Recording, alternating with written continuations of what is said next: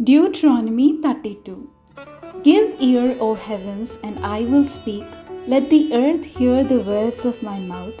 May my teaching drop like the rain, my speech condense like the dew, like gentle rain on grass, like showers on new growth. For I will proclaim the name of the Lord, ascribe greatness to our God.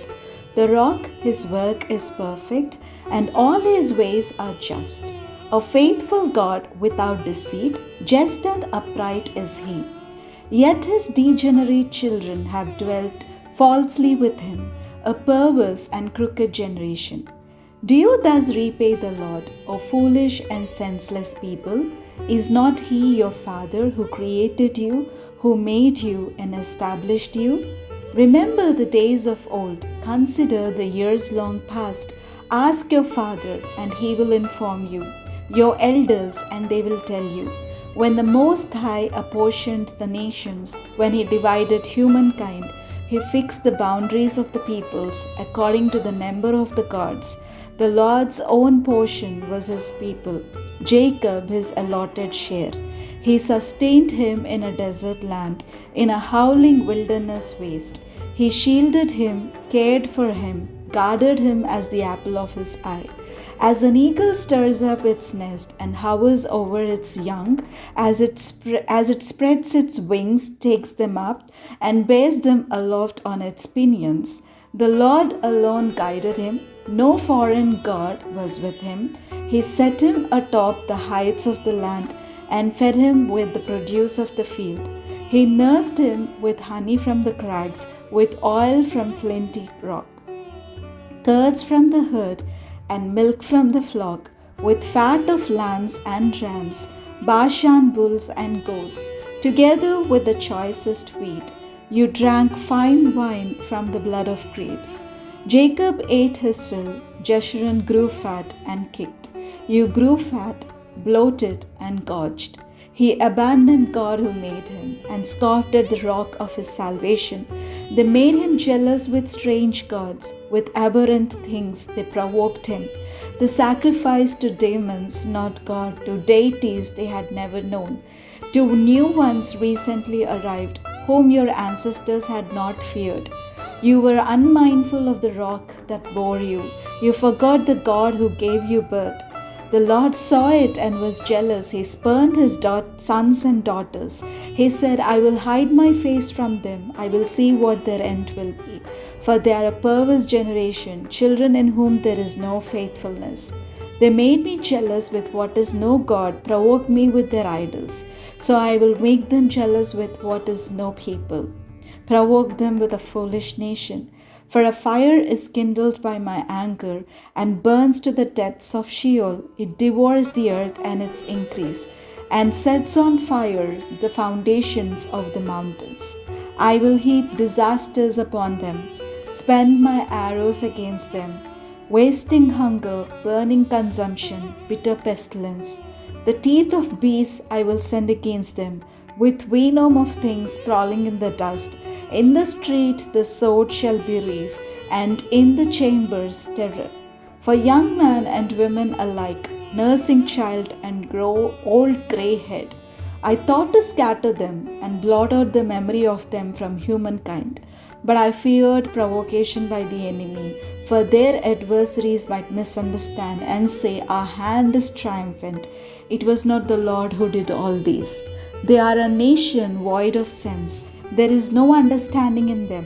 If they were wise, they would understand this. If they would discern what the end would be. How could one have routed 1,000 and two put a myriad to flight? Unless their rock had sold them, the Lord had given them up. Indeed, their rock is not like our rock. Our enemies are fools. Their wine comes from the winestalk of Sodom, from the vineyards of Gomorrah. Their grapes are grapes of poison. Their clusters are bitter. Their wine is the poison of serpents, the cruel venom of asps. Is not this laid up in store with me, sealed up in my treasuries? Vengeance is mine, and recompense for the time when the foot shall slip, because the day of their calamity is at hand. Their doom comes swiftly. Indeed, the Lord will vindicate his people, have compassion on his servants, when he sees that their power is gone, neither bond nor free remaining. Then he will say, where are their gods, the rock in which they took refuge, who ate the fat of their sacrifices and drank the wine of their libations? Let them rise up and help you. Let them be your protection. See now that I, even I, am He. There is no God besides me. I kill and I make alive. I wound and I heal. And no one can deliver from my hand. For I lift up my hand to heaven and swear, as I live forever, when I whet my flashing sword and my hand takes hold on judgment, I will take vengeance on my adversaries and will repay those who hate me. I will make my arrows drunk with blood, and my sword shall devour flesh, with the blood of the slain and the captives from the long-haired enemy. Praise, O heavens, his people. Worship him, all you gods, for he will avenge the blood of his children and take vengeance on his adversaries. He will repay those who hate him and cleanse the land for his people. Moses came and recited all the words of this song in the hearing of the people, he and Joshua son of Nun. When Moses had finished reciting all these words to all Israel, he said to them, take to heart all the words that I am giving in witness against you today. Give them as a command to your children, so that they may diligently observe all the words of this law. There is no trifling matter for you, but rather your very life. Through it you may live long in the land that you are crossing over the Jordan to possess. On that very day the Lord addressed Moses as follows: ascend this mountain of the Abarim, Mount Nebo, which is in the land of Moab, across from Jericho, and view the land of Canaan, which I am giving to the Israelites for a possession. You shall die there on the mountain that you ascend, and shall be gathered to your kin, as your brother Aaron died on the Mount Hor and was gathered to his kin, because both of you broke faith with me among the Israelites at the waters of Meribah Kadesh in the wilderness of Zin, by failing to maintain my holiness among the Israelites.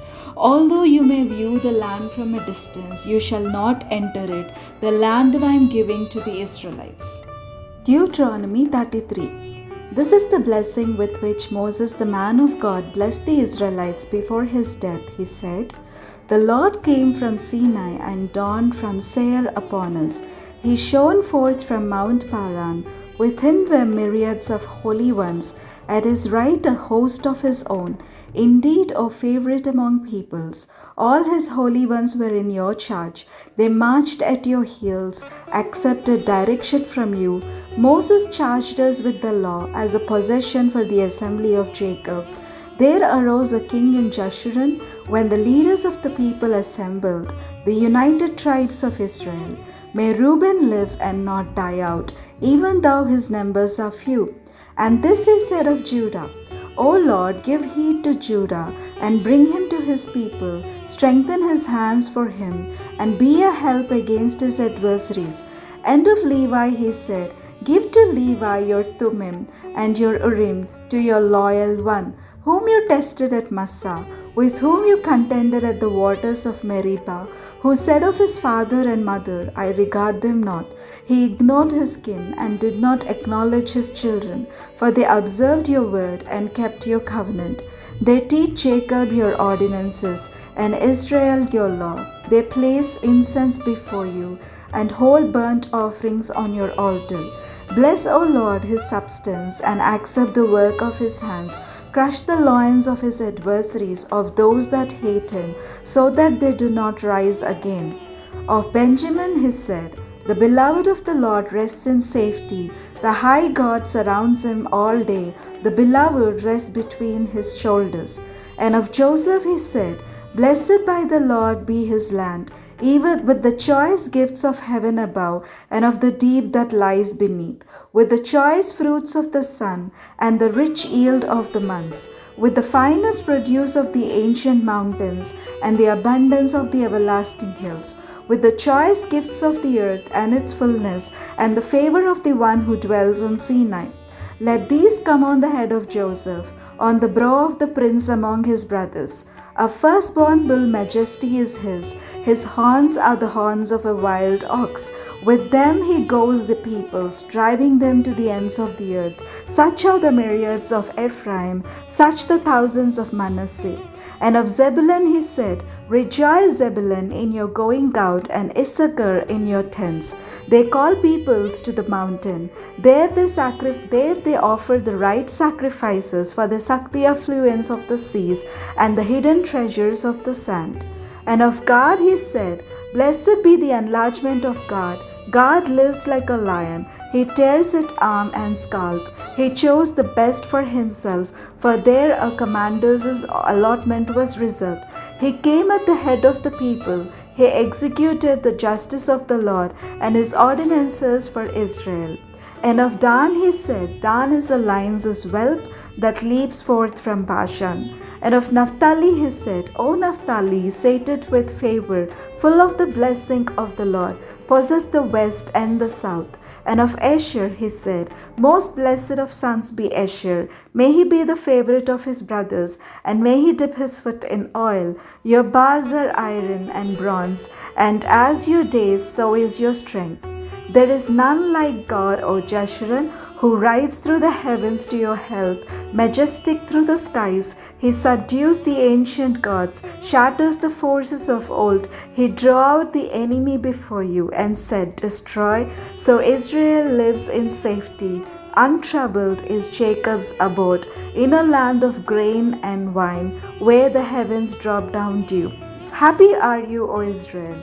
Who is like you, a people saved by the Lord, the shield of your help and the sword of your triumph? Your enemies shall come fawning to you, and you shall tread on their backs.